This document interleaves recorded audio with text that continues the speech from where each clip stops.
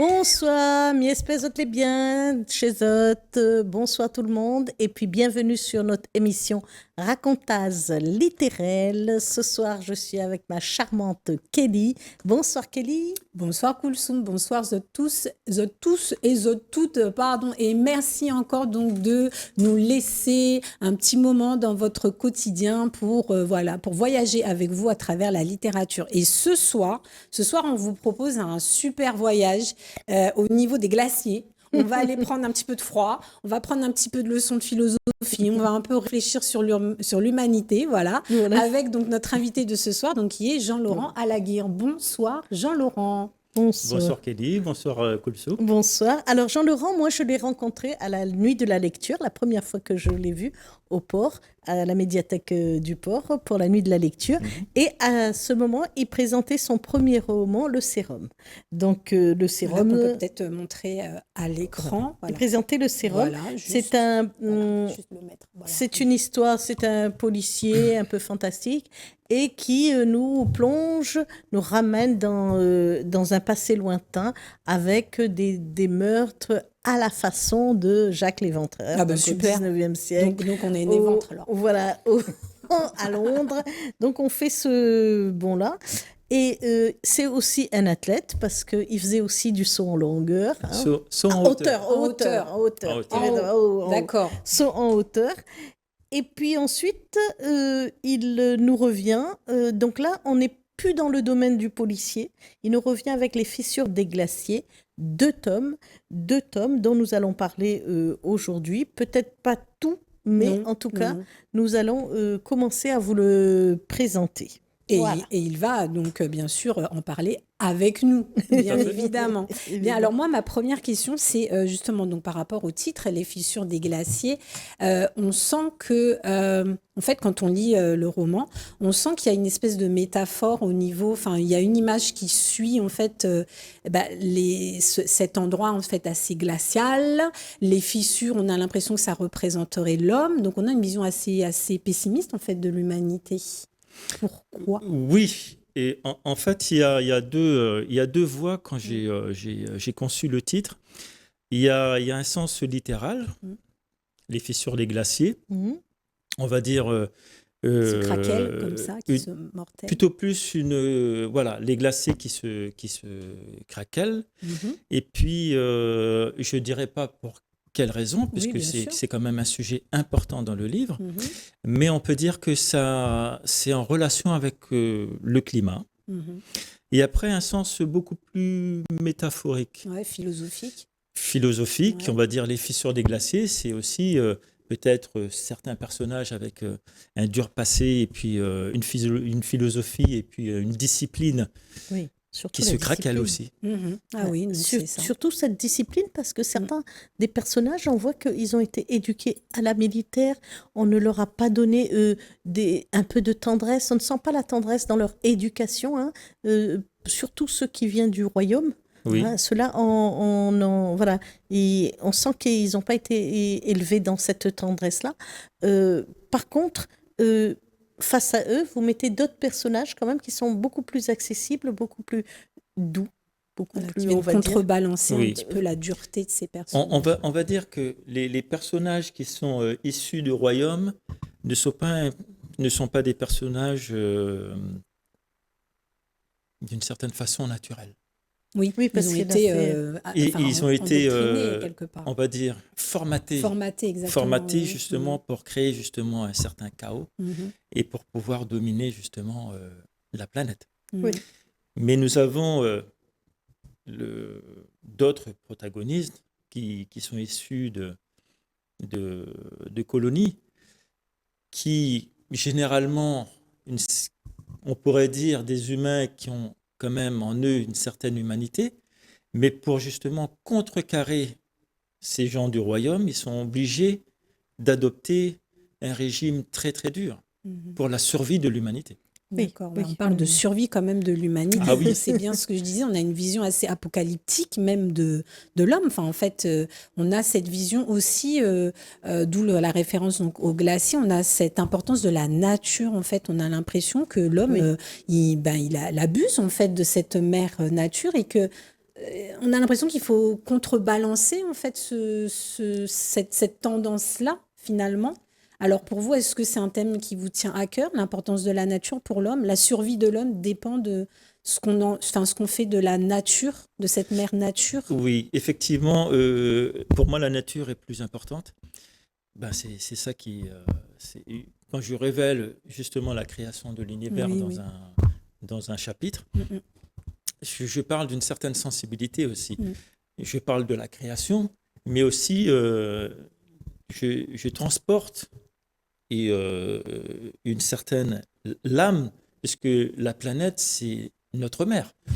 Et si on ne porte pas justement attention à l'endroit où on vit, oui, ça risque d'être problématique. Que devient l'humanité? Oui, bien sûr. Et en parlant de que devient l'humanité, ça démarre fort, parce que le chapitre 1, j'avais l'impression d'être dans un film d'horreur, avec, il rêve là, des extraits du journal de Maître Marcus, timonier d'armes du royaume, déjà, timonier d'armes. Déjà, ça commence, tu vois, là, et donc là, on commence avec... alors là,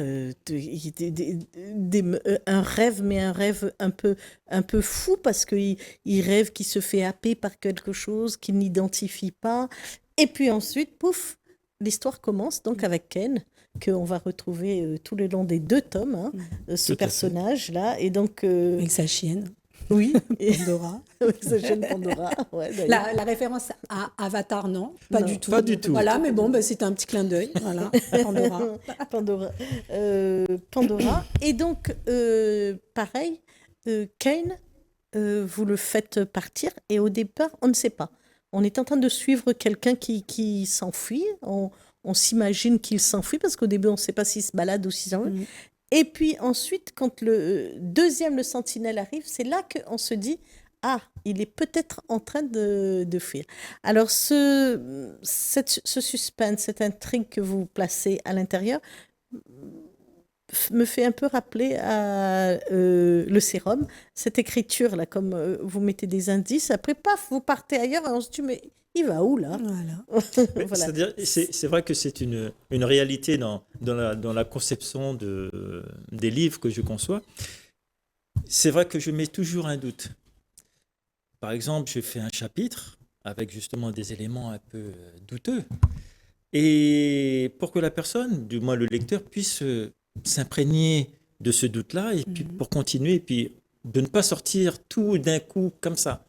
J'amène une intrigue, et après, au 2e chapitre, je pars sur autre chose, mais qui correspond à l'histoire. Oui. Non, mais bien, mais après, il faut faire le lien, parce que ça n'a pas été facile pour moi de faire le lien avec...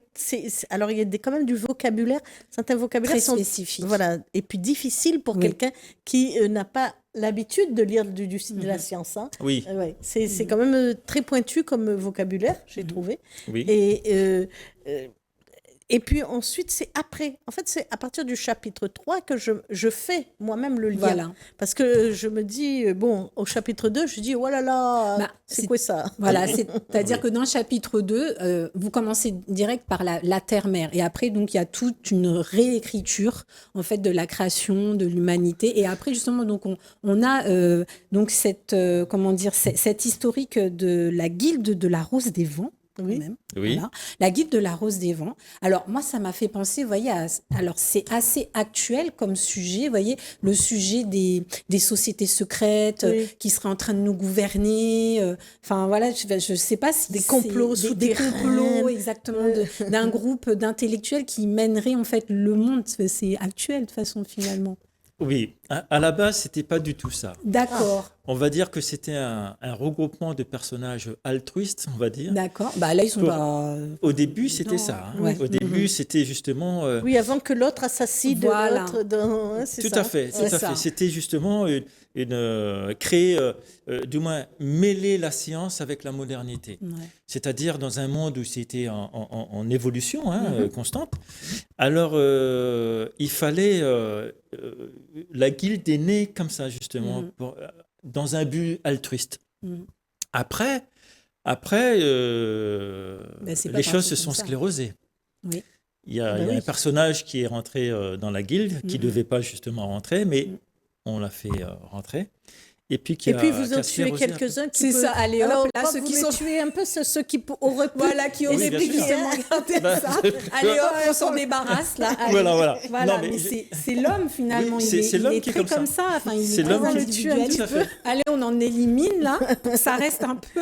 J'ai conscience que ce que j'ai écrit n'est pas simple Non. pour on peut pas dire des personnages, pour des lecteurs qui lisent que des romans. Oui. Mais le monde est fait aussi de mal. Hein. Voilà, enfin, finalement. Quand on tue quelqu'un, on le voilà. tue, c'est pas des caresses qu'on fait. Exactement. Hein. Et puis, enfin, on va Et je quand même. montre. C'est ça, le côté stratégique de l'homme, Bien sûr. quand il voit ses intérêts, parce que Tout à comme fait. vous dites, au début, c'était pas du tout ça, et au fur et à mesure, enfin, on voit que ça va donc vers les intérêts, enfin, des intérêts qui n'étaient pas là à la base. Donc, en fait, le sentiment d'altruisme, on a dû le recréer, d'une autre façon. Tout à fait. Donc, d'où les deux pendants, les pacifistes et les sauvages, quoi. C'est ça. Voilà.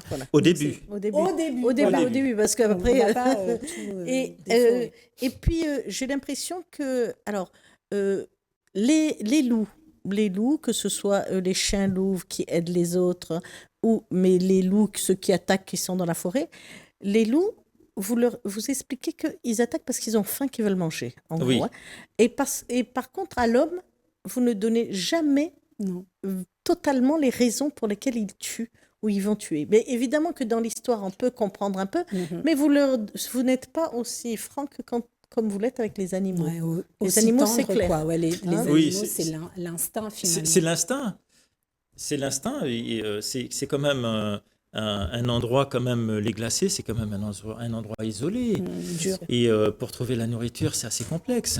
Quand je parle justement des loups anthropophages, c'est pas pour rien. Quand ils attendent qu'il y a un qui est beaucoup plus faible et puis les loups le mangent. Hein, oui. C'est ce que vous dites. c'est un monde impitoyable. Ouais, C'est un monde impitoyable pour les colons qui viennent des colonies. C'est aussi impitoyable aussi pour les loups. Même si les loups, ils ont quand même des caractéristiques un peu féroces, on va dire. Après, ces attaques sont terribles. Hein, Et c'est parce fulgurant. que c'est comme ça. Hein. Là, c'est quand pas, on voit les attaques, il y a plusieurs. Hein, c'est rythmé. Hein, les attaques c'est sont clair. réguliers. Bam, bam, bam. Oui. Réguliers. Après là-dessus, il faut comprendre aussi justement le comportement animal. Avant d'écrire, j'écris beaucoup sur la psychologie humaine et animale aussi. Hein, D'accord. sur le côté. Mais j'ai eu l'impression que prédateur. vous avez plus arrangé vos personnages animaux, on va dire, que vos personnages humains. Enfin, c'est une impression de lecture. Hein. Après, c'est peut-être pas ce que vous vouliez faire. Après, aussi, le livre est quand même assez détaillé. Oui, mais je laisse aussi choix au lecteur de façonner les personnages aussi de sa façon. Oui, les lecteurs de montrer avérés. un Parce chemin. que les lecteurs comme moi, qui n'est pas très scientifique, C'est vrai qu'on Tâtonne un suit, quoi, peu, hein. finalement. Enfin, on suit, on se dit, bon, voilà, ok, Tâtonne un peu. d'accord. Après, on revient. Et heureusement qu'il y a ces deux personnages-là. Oui, parce ces deux que personnages-là. Après, c'est vrai que vous avez voulu expliquer le contexte, ça c'est sûr. Moi, j'ai une question. D'où vous vient toute cette imagination? Alors, Parce que là, c'est dense hein, quand même. Oui, hein, c'est très dense. J'ai conscience hein, que voilà, c'est... quelles sont vos influences? Enfin, peut-être les... c'est-à-dire que mon imagination a toujours été... Très fertile, vous avez toujours... Ouais, c'est toujours parti comme ça. très productif, ouais. D'accord. Très productive, et puis, mais depuis adolescent. Hein, après, forcément, j'ai toujours fait une rétrospective sur ma vie. Et à cette époque, quand on était jeune, j'ai vécu quand même dans un milieu assez judéo-chrétien, un peu dur quand même. Hein. Et forcément, peut-être que mon esprit, pour avoir justement un peu de gaieté, un peu de douceur, de souffle, ouais. C'est permis d'imaginer plein de choses, de toujours faire des comparaisons entre les choses. Et je pense que l'imagination est venue comme ça. Après, ça ne veut pas dire que l'imagination amène à l'écriture. Non. Après, Oui, après la passion de l'écriture vient aussi par la lecture. Il faut s'intéresser parce qu'il faut avoir quand même bien sûr. Oui, Ça va. Les deux vont de pair, en fait. C'est ça. Oui, Lire et il écrire faut va de connaître- pair. Voilà. il faut avoir des connaissances un peu sur le monde, comment le monde fonctionne. Bien sûr. Et donc, vos œuvres, les œuvres qui vous ont le plus influencé, c'était de quel titre? Pardon, quels auteurs ou quel genre? Parce qu'on sent quand même l'influence de la science-fiction un petit peu, les romans un peu futuristes où on interroge une utopie, Mais même les contre-utopie. mythologies, hein, moi j'en ai trouvé je pas mal trouve aussi. ouais, Pas mal donc, de mythologies quand même. Oui, il y en a pas mal. Voilà. Après, je prends les choses au feeling. C'est vrai que, on va dire, mon rayon, c'est le fantastique et puis aussi la SF. Mais mes choix de Répétez-nous lecture ce que sont ça veut assez dire éclectiques. ASF, parce que... Science-fiction. Science-fiction. Science-fiction, mais le livre, on peut dire que c'est un livre d'anticipation, dystopie. Voilà, c'est ça. Anticipation, c'est les utopies comme ça. Voilà. Et qui est dans la rubrique justement de science-fiction. Alors, mes choix de livres sont Frank Herbert, Anne Rice. Oui, pas évident non plus d'accès quand même. Hein. C'est passionnant. Oui, c'est passionnant, certes. Je dis pas. Je peux aussi lire. Non, mais c'est quand même un peu difficile de. C'est pour un public quand même avéré. Voilà. Et aussi, je peux lire aussi du. Comment il s'appelle encore, Gaël Faye. Faye, oui, justement, le petit pays. Oui, voilà. J'ai beaucoup adoré. Hein. D'accord. C'est bien écrit d'une certaine façon aussi. Les poétiques, J'ai beaucoup apprécié. L'écriture de Gaël Faye. Alors, moi, je vais revenir aussi sur les topologies, les noms, vos noms de lieux, beaucoup en anglais. Oui, l'île de très anglophone. Très anglophone. Pour un Marmaille qui a vécu Strasbourg, Martinique, La Réunion. C'est l'imagination. Il s'est dit qu'il n'a pas fait ça comme pays, donc il est parti. Au début, l'imagination, c'est vrai que moi, lorsque j'écris, tout part par un départ, un noyau. Après, ce noyau-là, il grossit.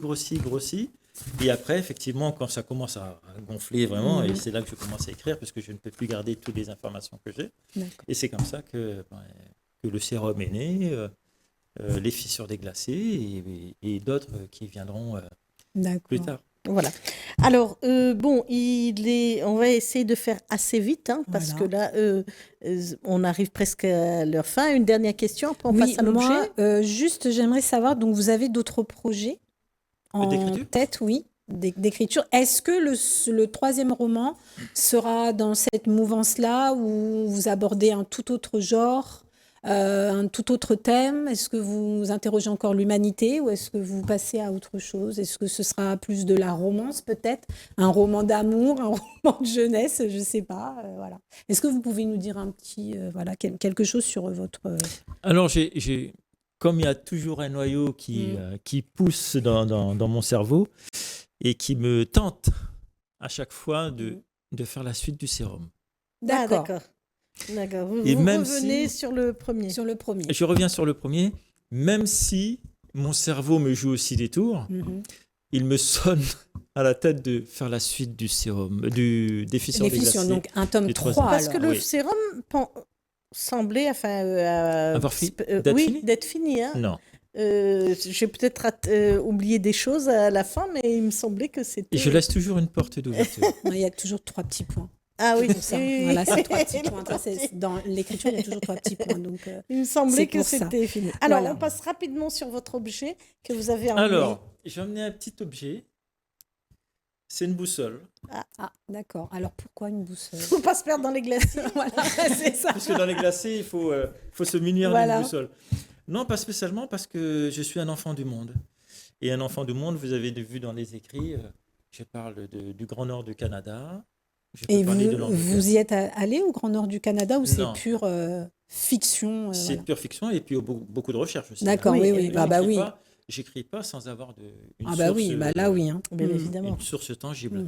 D'accord. Et voilà, je me sens un enfant du monde. Et d'ailleurs, si j'étais un animal, j'aurais été un aigle royal. Alors, c'est sur ces belles paroles d'envolée royale que nous allons nous quitter. Merci beaucoup, Jean-Laurent, pour ce moment. Merci Koulsoum, et merci à tous. Et nous retrouvons pour d'autres aventures littéraires.